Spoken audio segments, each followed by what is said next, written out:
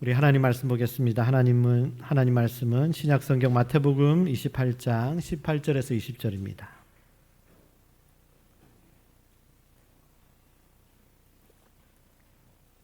마태복음 28장 18절에서 20절입니다. 우리 다 같이 한 목소리로 다 같이 읽겠습니다.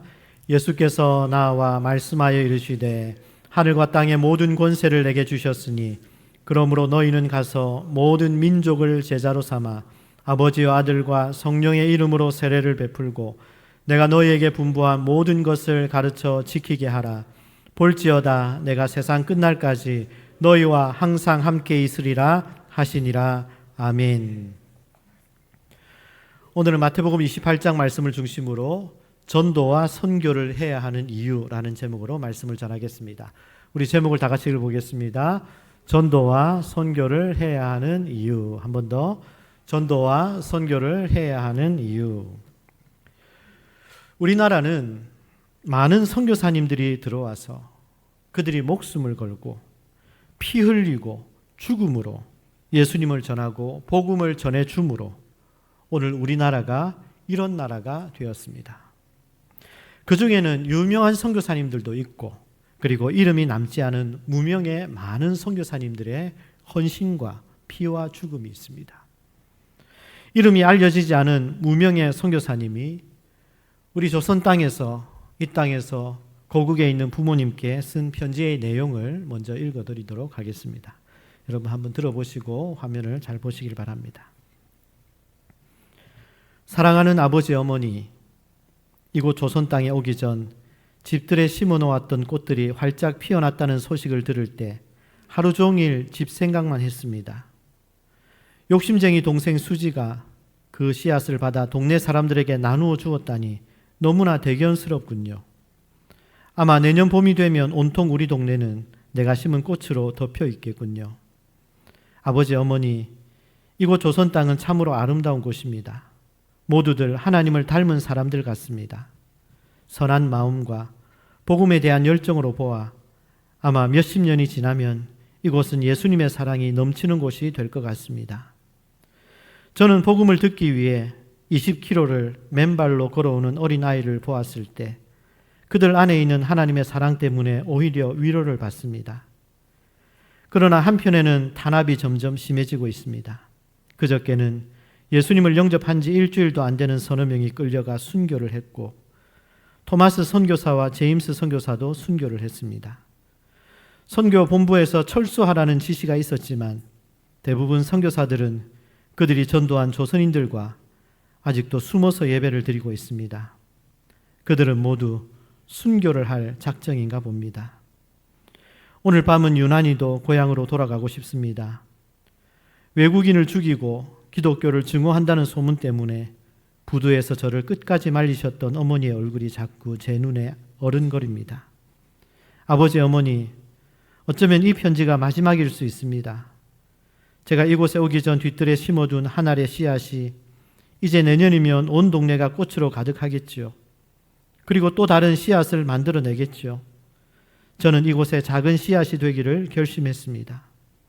제가 씨앗이 되어 이 땅에 묻히게 되었을 때 아마 하나님의 시간이 되었을 때 조선 땅에서는 많은 꽃들이 피고 그들도 여러 나라의 씨앗이 될 것입니다. 저는 이 땅에 저의 심장을 묻겠습니다. 바로 이것은 조선을 향한 저의 열정이 아니라 조선을 향한 하나님의 사랑이라는 것을 알게 되었습니다. 선교사님의 너무나도 고맙고 그리고 감동적인 편지입니다. 이름 없는 선교사의 자기 고국에 있는 부모님에게 보낸 이 편지가 우리에게 지난날 어떻게 복음이 전해지게 되었는가를 느끼게 하는 부분인 것 같습니다. 복음이 들어와서 영적으로 어두운 이 땅을 빛으로 바꾸고 절망과 눈물과 사망이 가득한 이 땅을 생명으로 변화되게 해주셨습니다. 1907년 평양 장대영 교회에서 성령운동이 일어났을 때는 그때는 복음이 마치 폭탄이 터지듯이 놀라운 부흥이 일어났다고 합니다. 그리고 그 생명의 복음이 이제 여기까지 저와 여러분들과 우리 시온 중앙교회까지 오게 된 것입니다. 요즘 흔히들 한국교회가 위기다, 그런 말을 합니다. 한국교회가 위기다. 여러분, 한국교회가 위기라면 뭐가 위기라는 말입니까? 다른 게 아니라 교회의 본질은, 교회가 있는 이유는 복음 증거, 생명과 진리 되신 예수님을 전하는 것인데, 그런데 오늘 교회가 복음 증거하는 이것이 점점 약해졌다면 이것이 한국교회의 가장 큰 위기일 것입니다.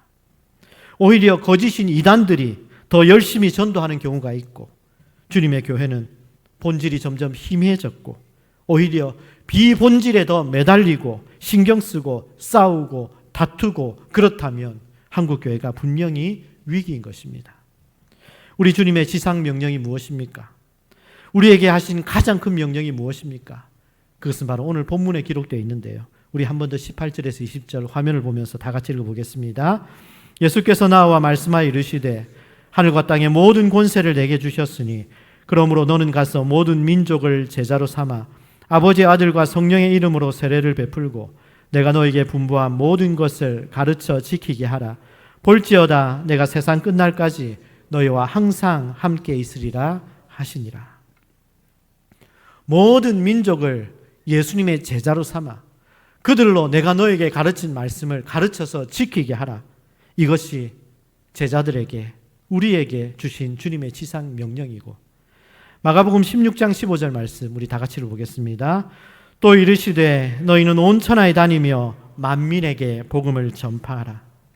너희는 온 천하를 다니면서 모든 사람들에게 복음을 전파하라. 이 말씀은 예수님께서 부활하시고 승천하시기 전에 제자들에게, 우리들에게 하신 명령이고, 그리고 사도행전 1장 8절 말씀 우리 다 같이 읽어보겠습니다.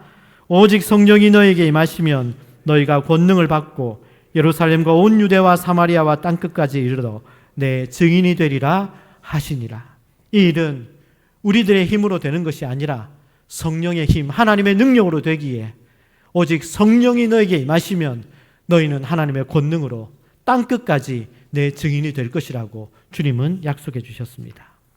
여러분, 이것이 우리에게 주신 주님의 가장 간곡한 부탁이고 우리에게 주신 사명, 복음 증거하고 예수님 전하라는 이 사명이 오늘 우리 시온중앙교회 여러분들에게 주신 것입니다.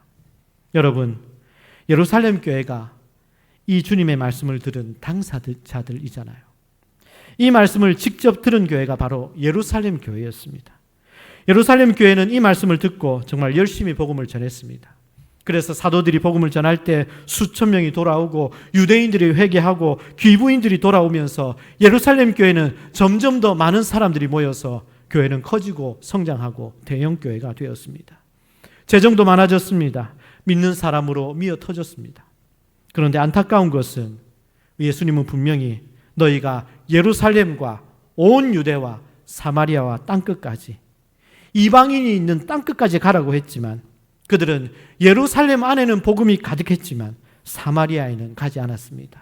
땅끝에는 가지 않았습니다. 이방인들에게 가기를 저들은 거절했습니다. 도리어 사도행전 15장을 보면 예루살렘 총회의 내용이 나오는데 그 내용이 베드로에게 하는 말이 너는 왜 고넬료의 집에 갔느냐?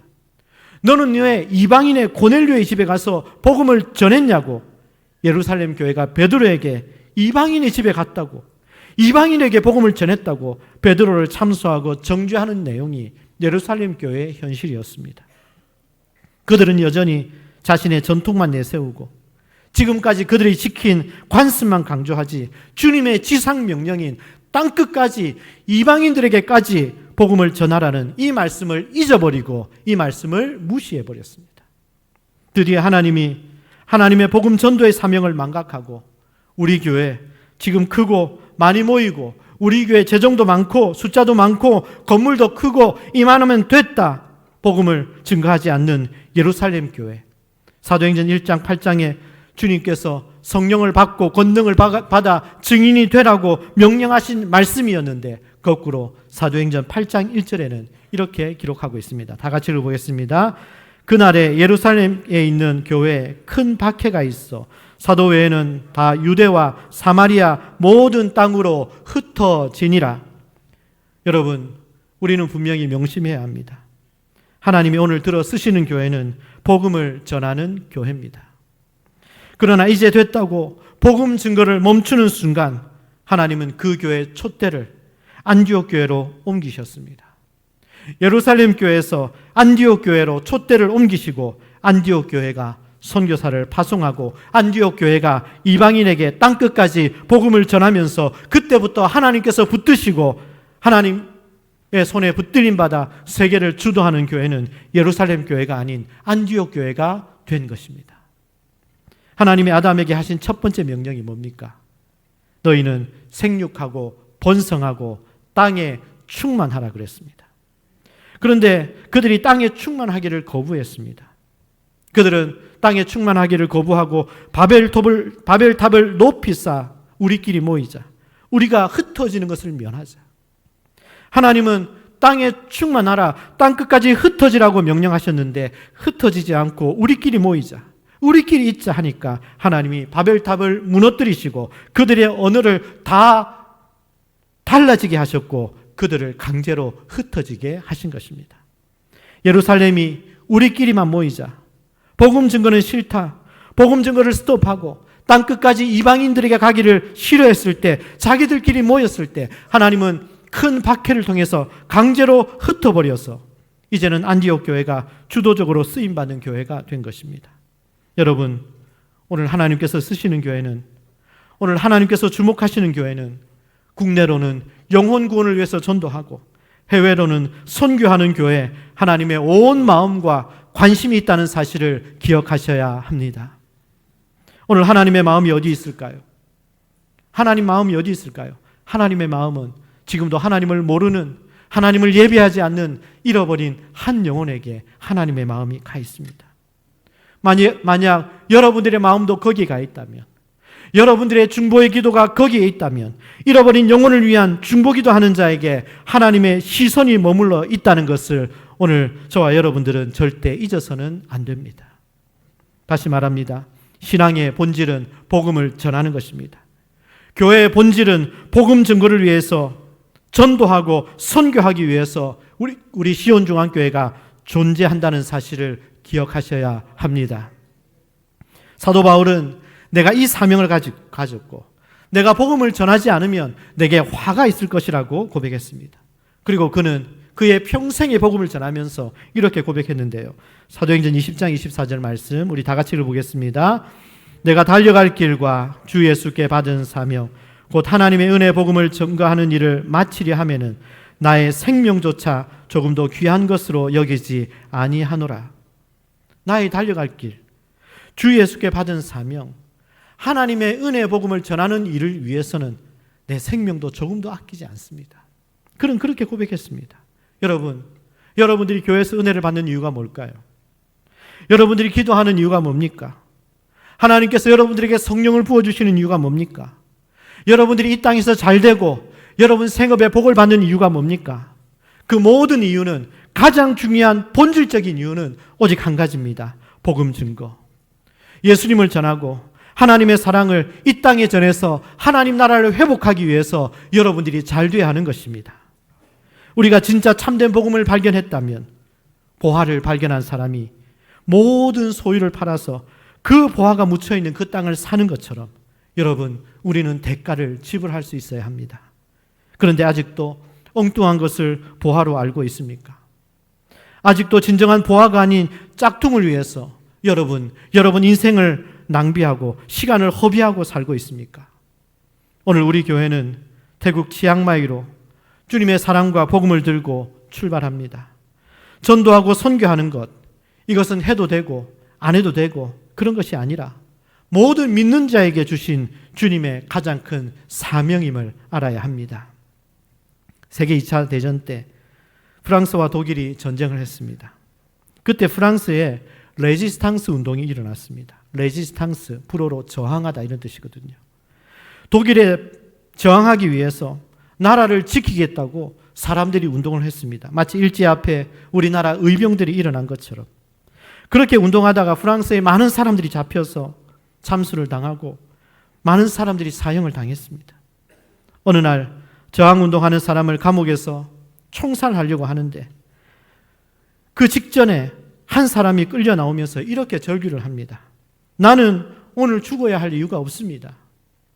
나는 그저 장사하는 사람일 뿐입니다. 나는 저항운동과는 전혀 상관이 없고 나는 저항운동에 전혀 관심이 없습니다.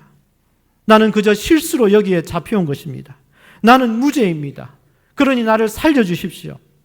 절구하면서 외칩니다. 나는 저항운동을 안 했다고. 나는 그냥 장사하며 나 먹고 살기에 바쁜 사람이었다고. 나는 상관이 없다고. 그렇게 소리를 칩니다. 그러자 그 옆에 있던 한 사람이 이렇게 말합니다. 당신이 죄가 없다고요? 당신의 죄는 아무것도 하지 않았다는 것이 당신의 죄고 그것이 당신이 죽을 이유입니다. 전쟁이 5년째 계속되고 있고 수백만이 피 흘려 죽어가고 있는데 그런 상황에서 당신이 아무것도 안 하고 있었다면 그것이 바로 당신이 죽어야 할 이유입니다. 그렇게 말했다고 합니다. 여러분, 우리는 죄라고 하면 하지 말라고 한 것, 그것을 죄라고 생각하고 회개를 합니다. 그런데 여러분, 주님이 꼭 하라고 한 거,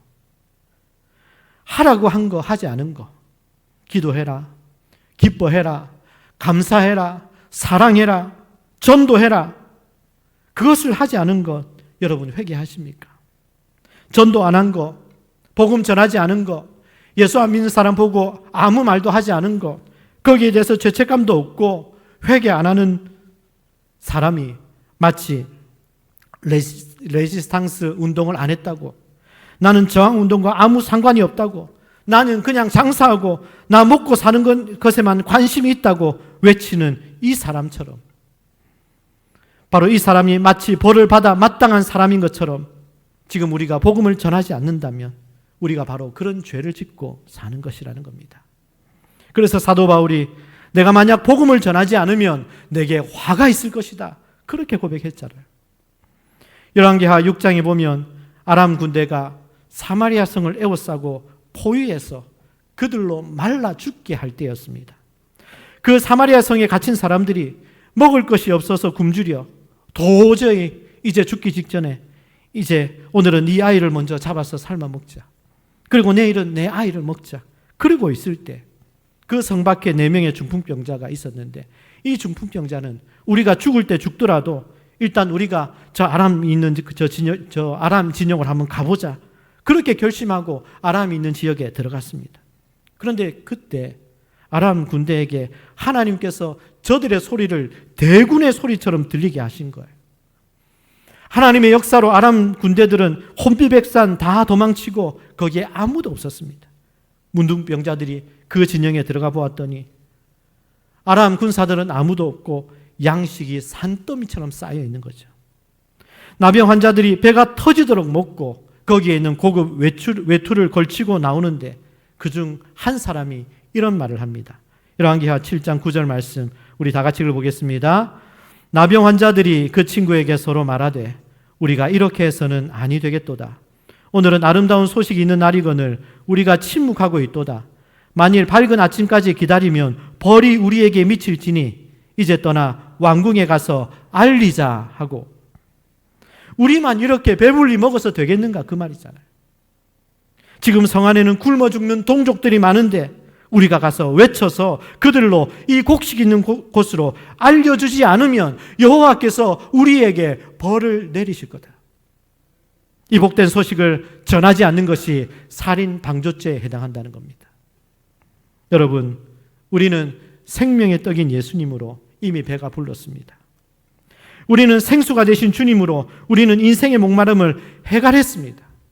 우리는 예수님을 만나서 세상이 알지 못하는 하늘의 기쁨과 평안을 누리고 우리는 영원한 하나님 나라 천국을 소유하게 되었습니다. 그런데 이 땅에 수많은 사람들은 그것을 모르고 영적으로 목말라 그들은 죽어가고 있습니다. 그럼에도 그들에게 우리가 아무것도 하지 않는다면, 그들에게 예수님을 전하지 않는다면, 그들에게 하나님의 사랑을 말해주지 않는다면 그것은 우리가 가장 큰 죄를 짓는 것입니다. 우리의 침묵이 바로 죄입니다. 입을 닫고 있는 것이 가장 큰 죄입니다. 남을 때리고 욕하고 미워하는 것만이 죄가 아니라 한마디만 하면 되는데 예수님을 믿어야 산다고, 예수님을 믿어야 참된 기쁨과 행복이 있다고, 예수 믿어야 구원을 받는다고 복음을 전하지 않는 자, 그 사람들이 가장 큰 죄인이 되는 것입니다.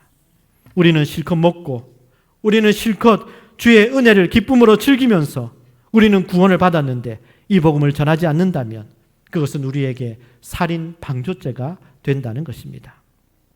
교회에서 직분을 받고 교회 생활을 수십 년을 해도 일평생 자기 한계를 뛰어넘지 못하고 살고 있지는 않습니까? 오직 자기만을 위해서, 오직 나만을 위해서 살고 있지는 않습니까?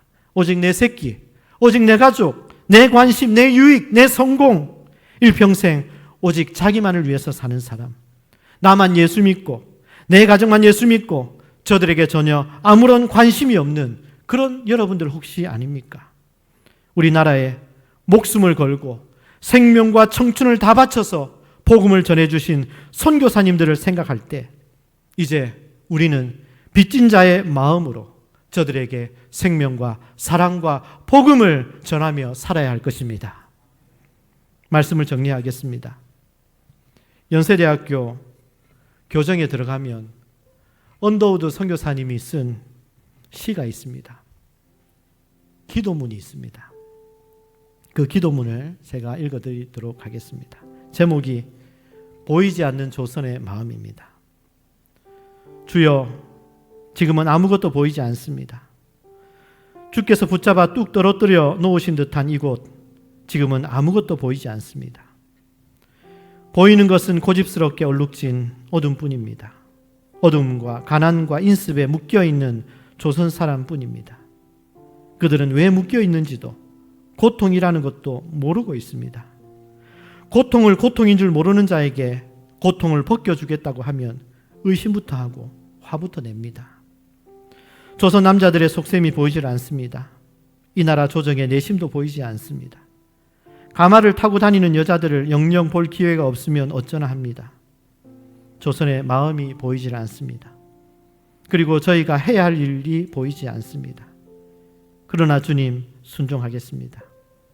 겸손하게 순종할 때 주께서 일을 시작하시고 그 하시는 일을 우리들의 영적인 눈이 볼 수 있는 날이 있을 줄 믿습니다.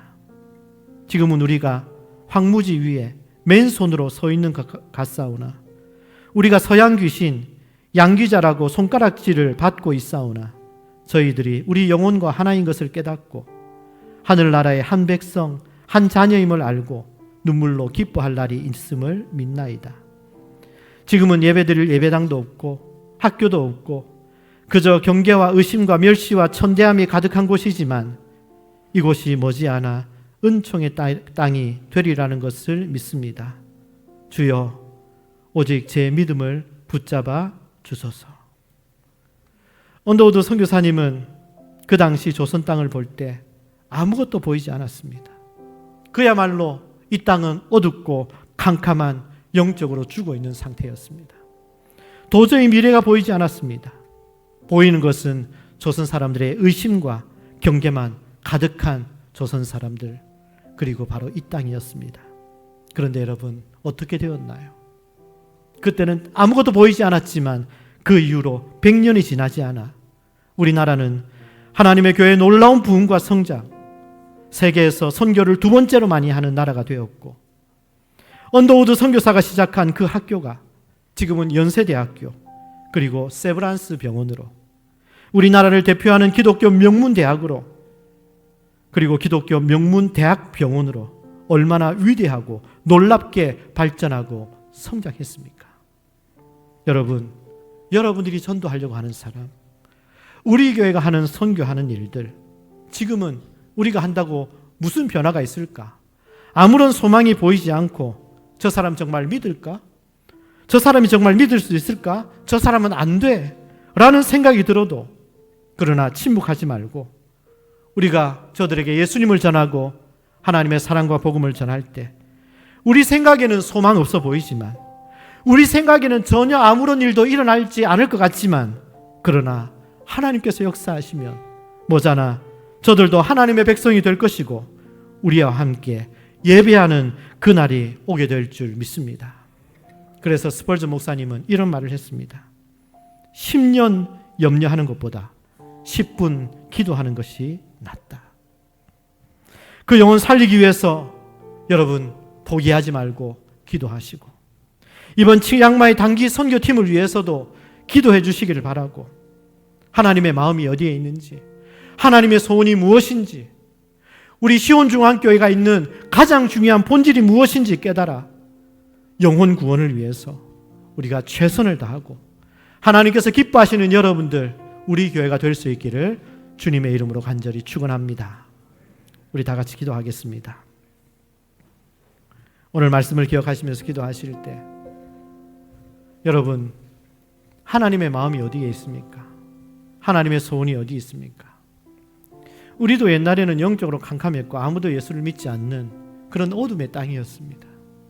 그런데 하나님의 사랑을 가지고 저들의 생명과 청춘을 다 바쳐 이 땅에 들어와 우리를 위해서 말씀을 전하고 생명을 전하고 예수님을 전하고 죽어간 수많은 선교사님의 피가, 그 피가 열매를 맺어서 지금 한국교회 엄청난 부흥과 우리 한국교회가 세계에서 두 번째로 선교를 많이 하는 선교 대국이 되지 않았습니까?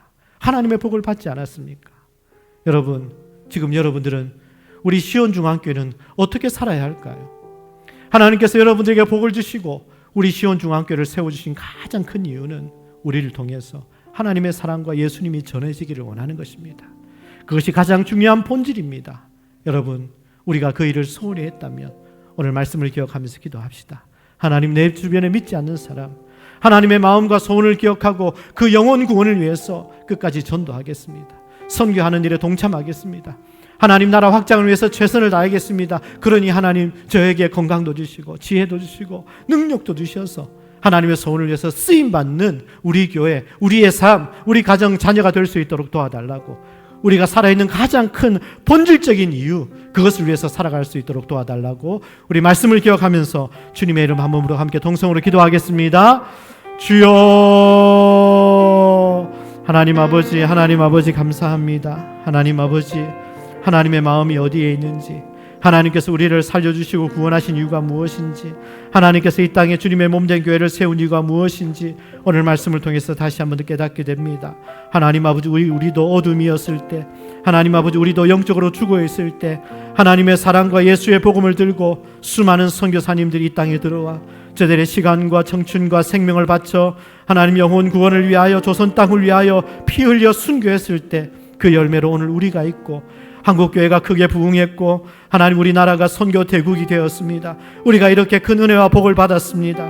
하나님 아버지, 이제 우리는 빚진 자가 되어서 우리도 하나님 주님의 사랑과 복음과 하나님 예수님을 들고 온 세상으로 믿지 않는 사람에게로 그리고 모든 곳으로 나아가 생명과 복음을 전하는 일에 최선을 다하고 그렇게 살아가는 우리 모든 성도들이 다 되게 하여 주시옵소서. 오직 나만을 위해서 살았다면, 오직 자기 자신만을 위해서 살았다면 회개하고 하나님 나라를 위하여, 복음 증거를 위하여, 하나님의 영광을 위하여 우리의 남은 삶을 헌신하며 주님 앞에 섰을 때 부끄럽지 않은 우리 모든 성도들, 우리 교회가 되게 하여 주시옵소서. 하나님 아버지 고맙습니다.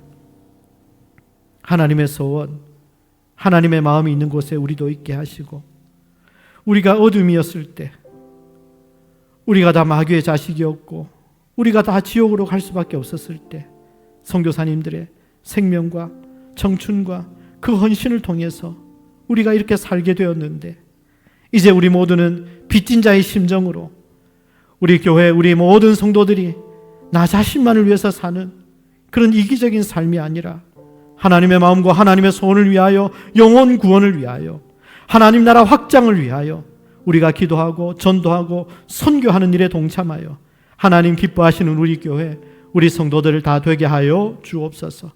하나님 아버지, 우리가 항상 자기만을 위해서 염려하는 인생이 아니라 하나님 나라를 위해서 기도하는 그런 우리 모든 성도들의 삶이 되게 하여 주옵소서. 예수님의 이름으로 기도합니다. 아멘.